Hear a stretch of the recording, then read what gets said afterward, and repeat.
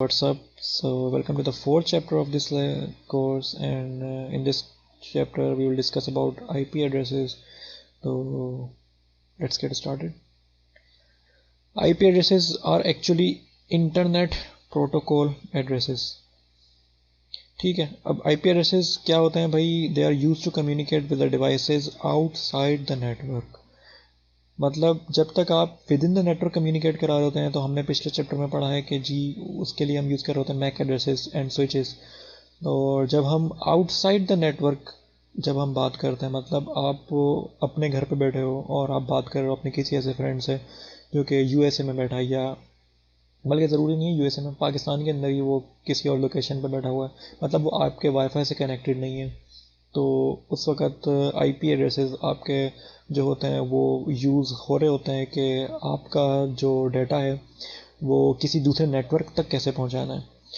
तो इसके लिए हमारे पास आईपी एड्रेसेस यूज़ होते हैं, और आईपी एड्रेसेस जो होते हैं वो राउटर के मतलब राउटर जो होता है वो आईपी एड्रेसेस को यूज़ करके कम्युनिकेट करवा रहा होता है। जैसे मैंने ओएसआई मॉडल में बताया था, राउटर कहाँ पे यूज़ होता है? जब हम दो नेटवर्क्स को कम्युनिकेट करवा रहे होते हैं, मतलब दो डिफरेंट नेटवर्क्स हैं, जब उन्होंने आपस में कम्युनिकेट करना है तो राउटर यूज़ करना है। इसी तरीके से जब आपने आउटसाइड द नेटवर्क बात करनी है, आप किसी एक नेटवर्क में हो और दूसरा किसी दूसरे नेटवर्क में है, आपने जब आपस में बात करनी है तो हम यूजिंग आईपी एड्रेसेस जो होते हैं वो कम्युनिकेट करते हैं। तो सिंपली राउटर्स जो होते हैं वो आईपी एड्रेसेस को यूज़ करके एक दूसरे से नेटवर्क्स को जो है कम्युनिकेट करवा रहे होते हैं। आईपी के एड्रेसेस के दो वर्जन होते हैं, IP version 4 and IP version 6। IP version 4 तो नॉर्मली हो सकता है आप लोगों ने देखा भी हो, 192.168.0.1 या इस तरीके के, जिसमें 4 ऑक्टेट्स होते हैं, ये आईपी एड्रेस हमारा होता है, ये आईपी वर्जन 4 होता है। इसके अलावा हमारे पास एक और वर्जन आईपी एड्रेस जिसका जो कि IPv6 है। अब ये IPv6 क्या है? ये एक्चुअली IPv4 का ही एक एनहांस्ड मतलब एक अपडेटेड वर्जन है, जो कि हमारे पास IP वर्जन 4 जो होता है ये होता है 32 बिट्स पे, हमारे पास IPv6 जो होता है ये होता है 128 बिट्स लॉन्ग।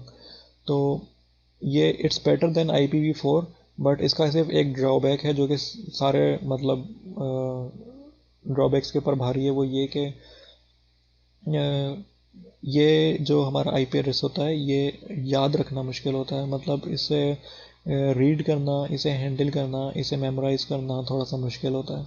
जैसे आप ये देख रहे होंगे, अब आपके लिए ये एड्रेस याद करना मुश्किल है as compare to this address.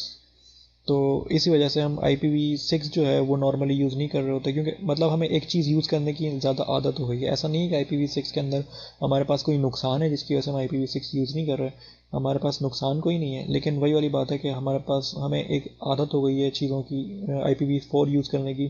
तो अब IPv4 से IPv6 में मतलब कन्वर्ट करना चीज़ों को, या चीज़ों को माइग्रेट कराना थोड़ा सा हमें मुश्किल लगता है, और हमें थोड़ा सा मतलब आदत नहीं है एक चीज़ की, इस वजह से हमारे लिए मुश्किल होती है। खैर, IPv6 is out of the scope of this course, क्योंकि बहुत कम यूज़ होता है, इसका इतना ज़्यादा यूज़ नहीं है। अगर कोई इन डेप्थ में इंशाल्लाह जब कोर्स कोई हम अपलोड करेंगे आगे, तो उसमें ज़रूर IP वर्जन 6 को भी हम डिस्कस करेंगे और क्लियर करेंगे, लेकिन for this chapter we will only focus on IP version 4।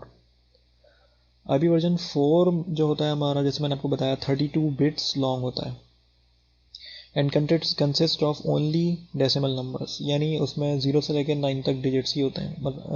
Numbers तो जाहिर सी बात है 9 से ऊपर होते हैं, लाइक 10 या 192 जैसे पीछे था। मकसद कहने का ये है कि 0 से लेकर 9 तक डिजिट्स ही होते हैं, इसमें कोई अल्फ़ाबेट नहीं होता। जैसे मैक एड्रेसिंग में बीच में अल्फ़ाबेट्स आ रहे थे ना, उसमें अल्फ़ाबेट कोई नहीं होता।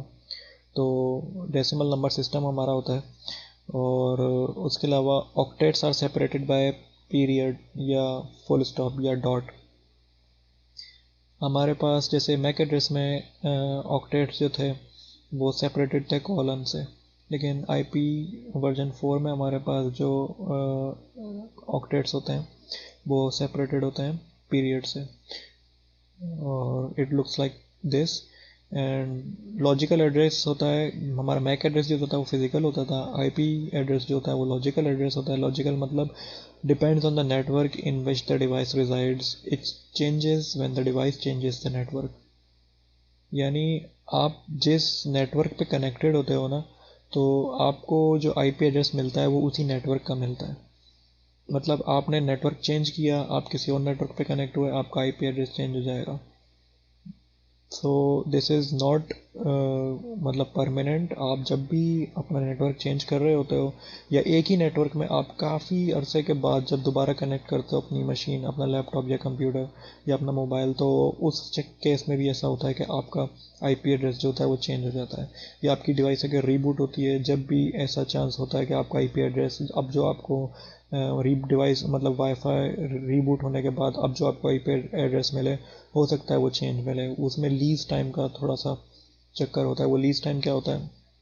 वो लीज टाइम एक्चुअली होता ये है कि अगर आपको एक मरतबा आईपी एड्रेस मिल गया तो उस आईपी एड्रेस को आपकी डिवाइस के लिए रिजर्व कर दिया जाता है। अब वो लीज टाइम आप चेंज भी कर सकते हैं, लाइक 2 दिन के लिए या 3 दिन के लिए या 5 दिन के लिए। कि अगर मैंने एक मरतबा अपनी डिवाइस कनेक्ट की, मुझे एक आईपी एड्रेस मिला, अब वो आईपी एड्रेस मेरी डिवाइस के लिए डेडिकेट हो गया। अब अगर मैं 5 दिन तक या 3 दिन तक भी अपना लैपटॉप कनेक्ट ना करूं नेटवर्क पे, जब भी वो आईपी एड्रेस किसी और को असाइन नहीं किया जाता, क्योंकि वो मेरे लिए डेडिकेटेड है। जब मैं दोबारा ज्वाइन करूंगा तो मुझे वही आईपी एड्रेस मिलेगा। लेकिन अगर 5 दिन से ऊपर मुझे हो गया, मेरा लीज टाइम 5 दिन का था, तो फिर ऐसा चांसेस हैं कि मेरा आईपी एड्रेस वो है जो मेरा था वो लीज हो जाए और वो किसी और को मिल जाए।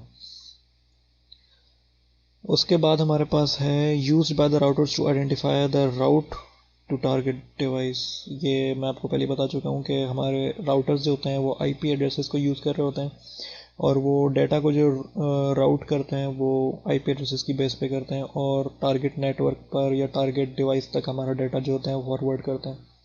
Subnet mask is necessary. Subnet mask identify the network part and the host part in the IP address. Subnet mask look like this. अच्छा, IP वर्जन 4 में हमारे पास जब भी आप देखेंगे IP जो हमारी लिखी होती है उसके साथ एक सबनेट मास्क लिखा होता है। अब सबनेट मास्क क्या होता है? ये सिंपली होता है, subnet mask identify the network part in the host part in an IP address. ये ऐसे होता है, लाइक अगर मेरे पास 192.168.0.1 है और मेरे पास सबनेट मास्क है 255.255.255.0, तो मेरे पास 3 ऑक्टेट्स जैसे ये मौजूद हैं, और इन 3 ऑक्टेट्स के नीचे मेरे पास 255 मौजूद है। लाइक अगर मैं इन दोनों को ओवरलैप करूं तो 255 मेरे पास 192 के नीचे होगा, 255 मेरे पास 168 के नीचे होगा, और 255 मेरे पास 0 के नीचे होगा। मतलब जितनों के नीचे 255 है ये मेरा नेटवर्क पार्ट हो जाएगा। मतलब 192.168.0 ये मेरा नेटवर्क पार्ट है।